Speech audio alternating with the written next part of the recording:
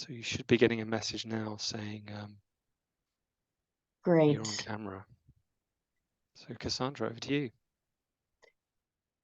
All right. Thank you so much, Phil, for that great introduction. And so nice to see all of you here today. It looks like we have people from all over the UK, also some of my colleagues from Istanbul also here. So welcome, everyone. And just a little bit about me. I'm originally from the US, but I've been teaching English for academic purposes and also business purposes for the past decade, primarily in Turkey, also in Tunisia. And I'm here to talk about how to streamline learning through more effective technology-enhanced application of classroom technologies, specifically in terms of instructional design and delivery. So let's get into it. Just in terms of what you can expect, like an overview of this webinar today. First, I'm going to talk about the role of technology in learning. And then I'm going to move on to talking about the cognitive mechanisms underlying the learning process in order to understand the limits of that processing capacity. So, and then the last part of my talk is going to focus on principles for managing cognitive load in instructional design. That's what I want to spend most of the time talking about, actually. And to start us off, actually, I would like to give a brief demo to illustrate some of the points I'm going to be making later on in this talk with regard to something I think all of us will find very useful in teaching, or maybe most of us, which is how to brew a perfect cup of coffee. And actually, there's lots of ways of doing that, of course, but my personal preferred method is the pour-over technique. So I'm going to teach you how to do a proper pour-over, in case you are not sure of that. Okay, so to make the perfect pour-over coffee to power your morning, just follow these 8 easy steps. First, you'll want to assemble all the necessary materials, including, of course, ground coffee beans, a kettle for heating up water, a suitable brewing device like a Chemex, and coffee filters specifically made to fit said brewing device. Once all those necessary materials are assembled, start by heating up 650 milliliters of water to 90 to 96 degrees Celsius. If it boils, let it cool for 30 to 60 seconds before proceeding with the pour over. Okay, now I could go on this way, but by now you've probably realized that whatever this is not an example of effective learning design. But stay with me for just a moment, because I want you to imagine that this is happening in a foreign language. And as I mentioned, I'm from Turkey. I'm living in Turkey, so I've translated it into Turkish because, I mean, for most of us, our students are dealing with the load of what we're presenting to them in a foreign language, which is itself an extra load. Okay, so my point in illustrating this to you is to demonstrate, first of all, what ineffective learning design looks like. And this brings me to discussing the role of technology in learning. So when it comes to classroom technology, we're inundated with a dizzying array of possibilities for what we can incorporate into our teaching. In a world where, as productivity guru David Allen put it, there are no longer clear edges to our work. So whereas in the past, work was defined in terms of make it and move it activities that could be very clearly defined, now it's up to us to put boundaries around our work, and there's always a way that we can do it better. So this is already very overwhelming. And adding to all of these technologies, which you can see here, we now have the advent of AI, like Phil just mentioned. There's a lot, it's a very popular topic right now. And this is adding to the overwhelming terrain of technologies at our disposal. So I think it's relevant to ask ourselves, okay, with all of these possibilities, to what extent are these technologies actually enhancing learning?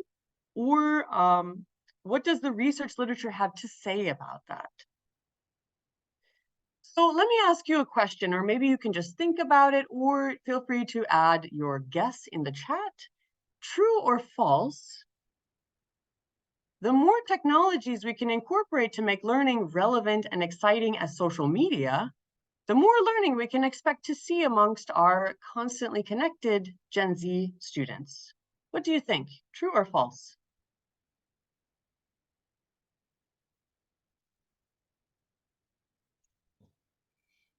Well, Cassandra, I'm not sure if you're seeing, but it looks like everybody's overwhelmingly saying false.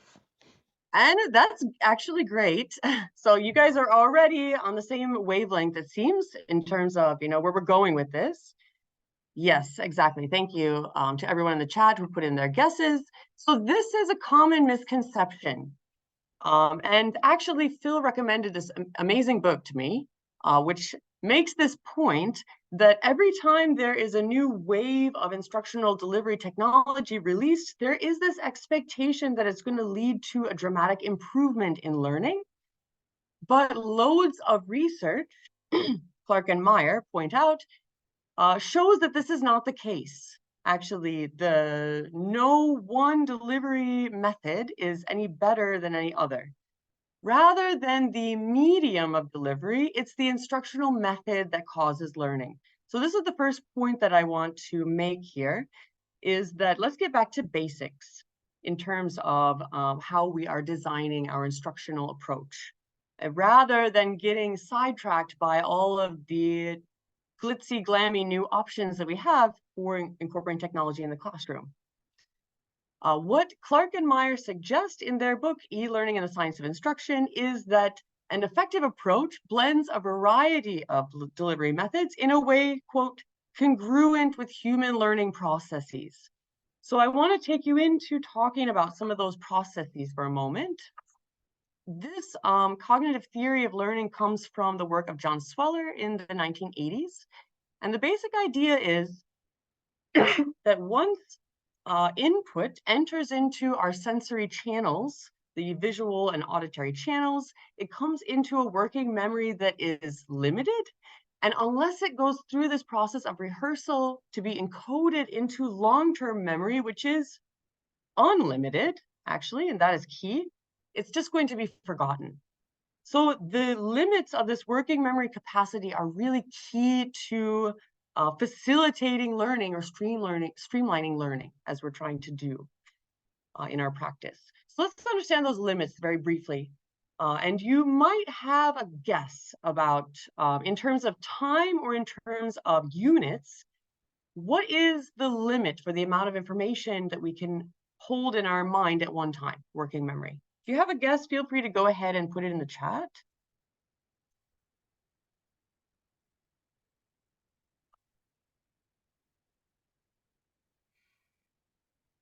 No one seems to want to put forward a guess. Cassandra, go ahead. That's all right. Well, 3 okay, seconds so are 20 lost, minutes. 20 minutes. So we have quite a range here already in terms of time. And so it is on the lower end of that range, a little bit more than 10 seconds though.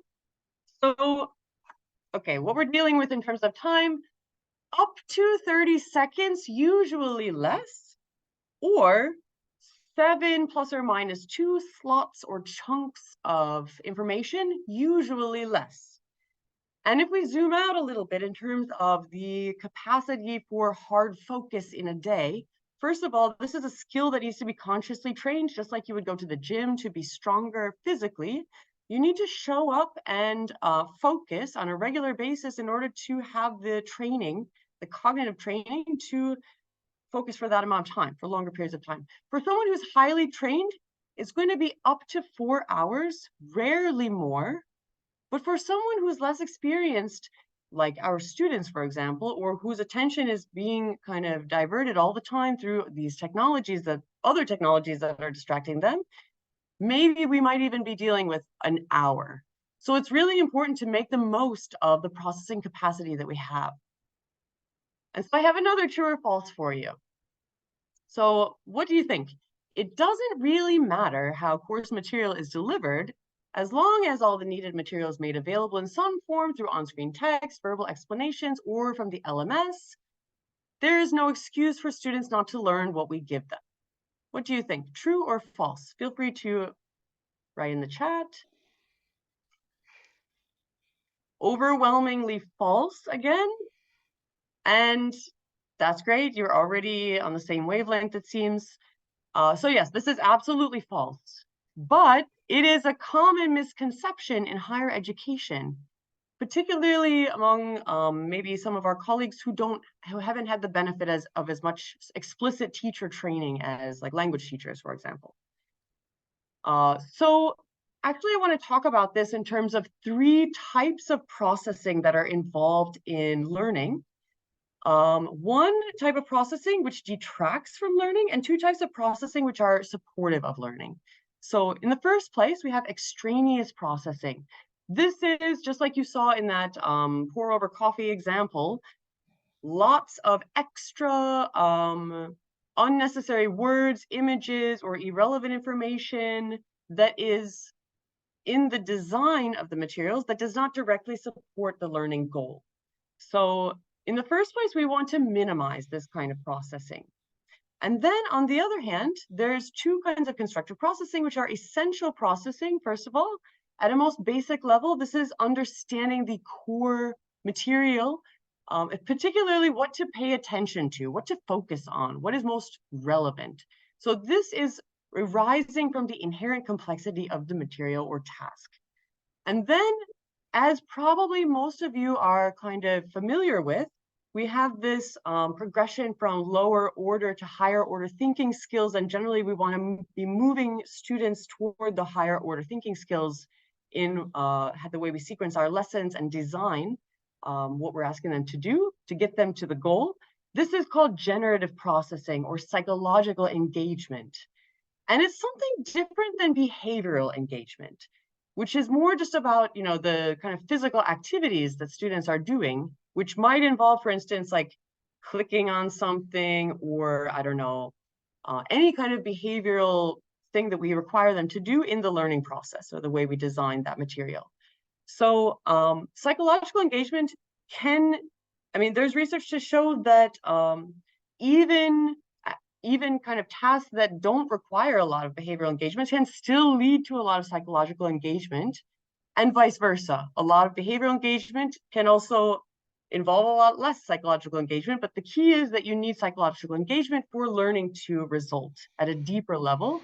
And this is how our learners are integrating this new information with what they already know.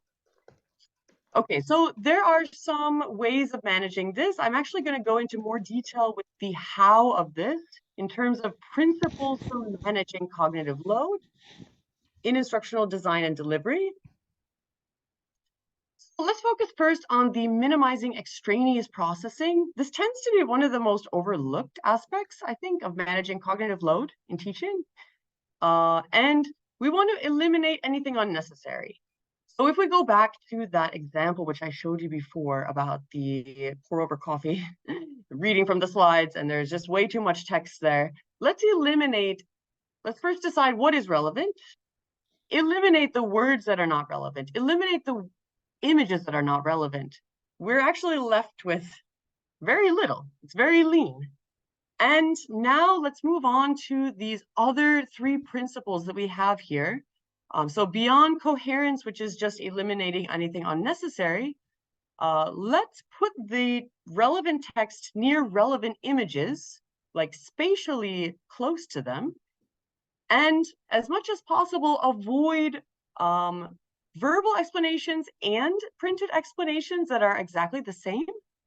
Instead, because we're dealing with second language learners, they do need some support usually in terms of printed explanations or printed text visible to them, but still it should be fairly loose to avoid this reading from the slides kind of thing.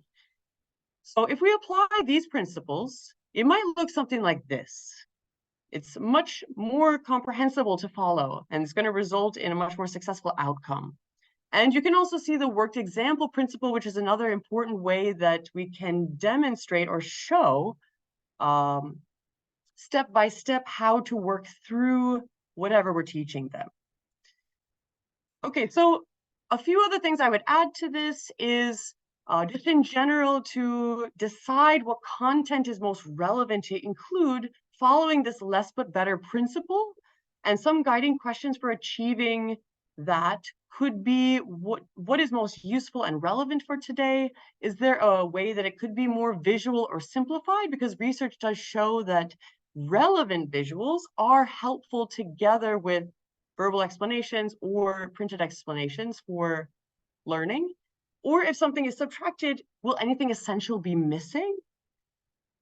And in general, I mean, when we apply this principle, we want to aim for what is most achievable, useful, and pleasant for students.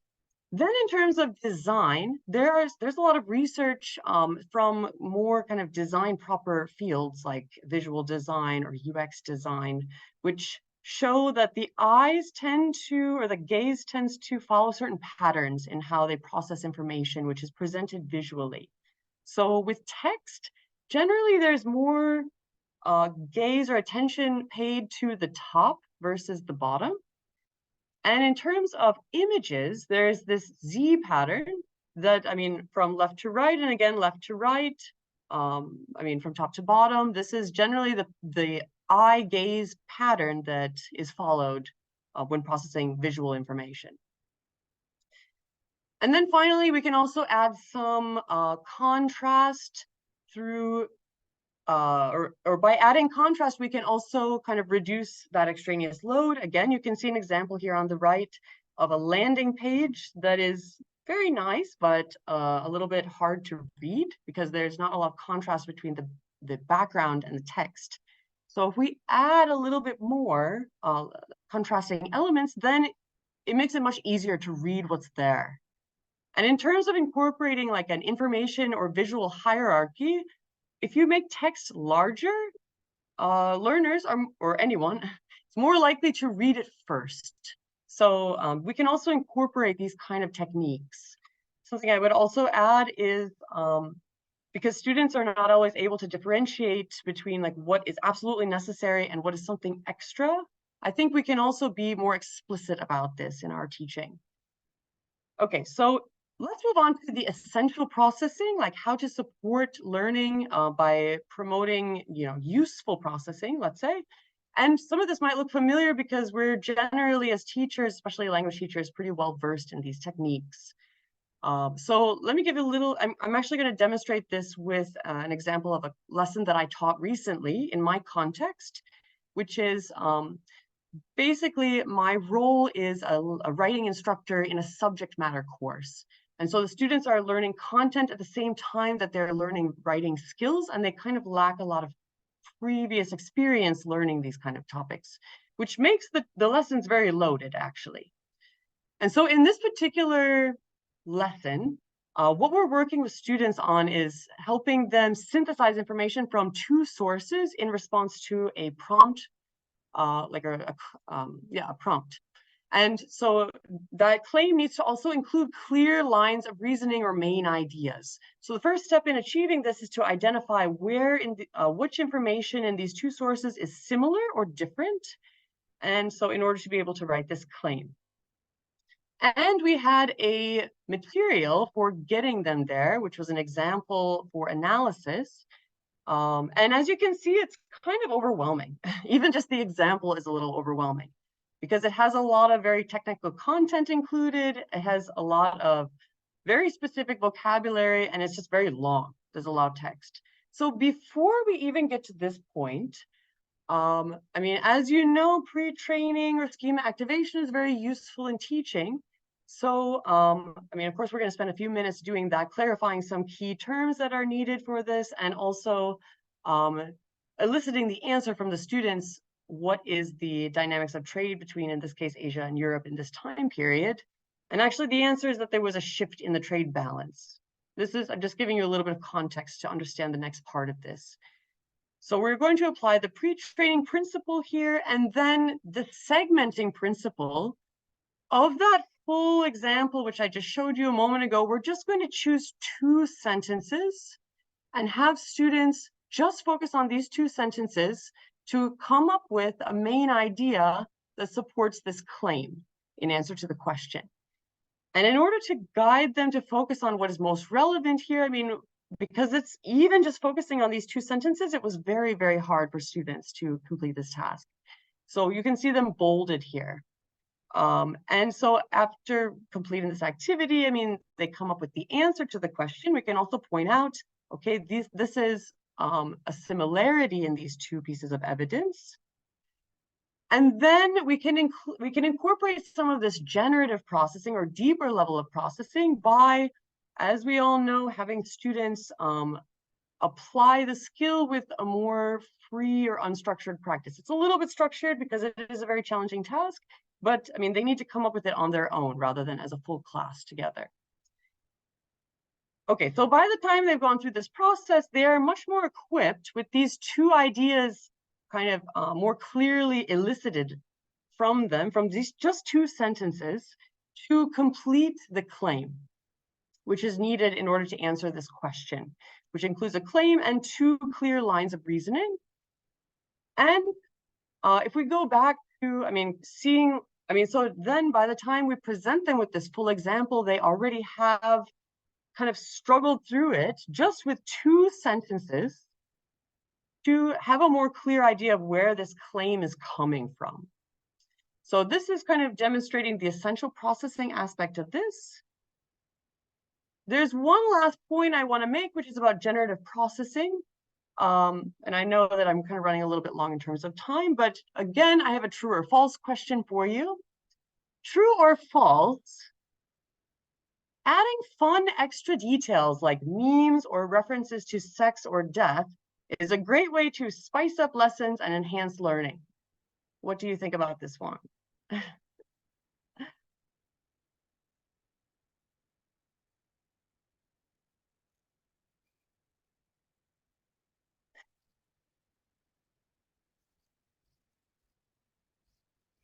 This is really interesting, actually. It's a bit split, isn't it? Yeah, we have a little bit of representation of both sides here. So this is kind of interesting, and it was also something that was new for me because I have also, especially when teaching really boring topics, trying to spice it up and make it more interesting somehow with like memes. I don't know. You can see some of them here.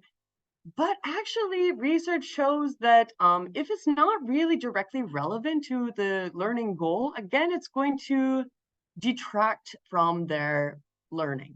Okay, so this is another myth, that inclusion of seductive details leads to more learning, but maybe there's an alternative to this, something that I have also found some success with in my classes, especially when teaching really boring topics like academic integrity and plagiarism, is incorporating the use of games like Kahoot. And also Clark and Meyer have something to say about this in their book, which is that there's a lot of research about gamification. It's also kind of a hot topic, but they should be used strategically. So here you can see an example, like if your classes are anything like mine, if you ask them a question like, what questions do you have about plagiarism or academic integrity? Probably you're just going to be met with crickets. They don't really want to get into all of that. It's not so interesting. But put it in the form of a game and suddenly they're involved. And it's a great opportunity, especially when they get it wrong. Like you can see here, there's a question which is about, okay, a particular scenario, a student has used AI to generate their assignment. Is it plagiarism or not? Well, it is plagiarism, actually. But the students perceive clearly that it's not. So this opens up a really nice opportunity for discussion. So this is kind of the final point I want to make here is wherever possible, where you can build in opportunities for them to elaborate meaningfully on the material, this is a way of fostering generative processing in a more effective way than just adding memes or something like that. Okay. So, and then the final point I would make about this is that these new technologies, like for instance, ChatGPT, and I wish I could go more into detail about this, but we're kind of running out of time. I know I'm running a little bit long here. Is that we can also train students how to use ChatGPT or these new technologies to 80-20 the load of what they need to do. So this is basically the Pareto principle, which is that 80% of results come from 20% of efforts. So AI offers a lot of possibilities for getting down kind of the grunt work of like whatever output needs to be produced. And so even the course that I'm teaching in, we recently redesigned our entire course in light of AI. And like we had this kind of debate of like should we, teach them how to use AI, or should we just like avoid it entirely, or like where do we fall on this? I think this is also a relevant topic in the cognitive load management kind of conversation. So I also wanted to mention it here that if we don't mention it at all, then of course they're not really going to know responsible ways of using it.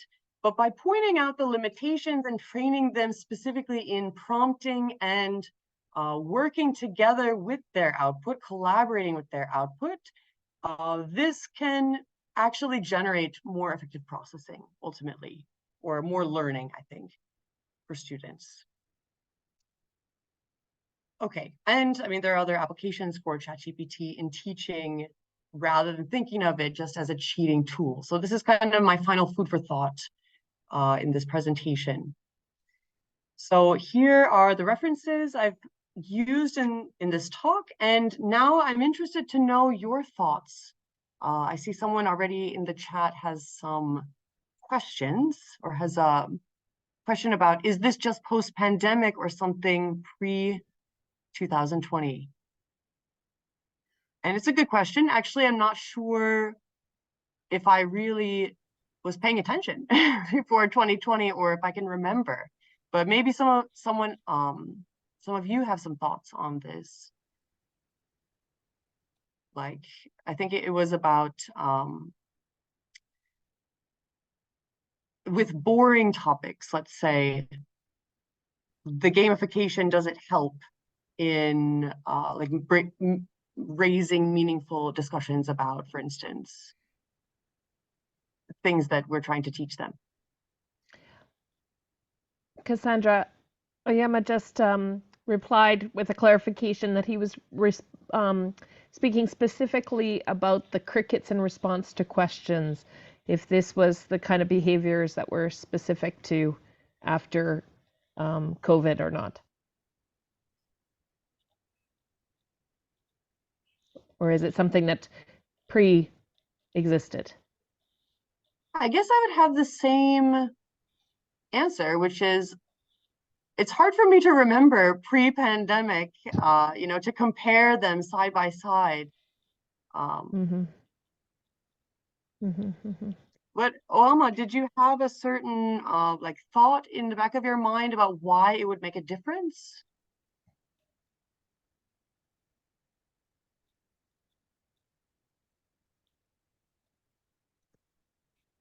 Guys, I'll just jump in here while people are formulating their questions. But first of all, just say thank you, Cassandra.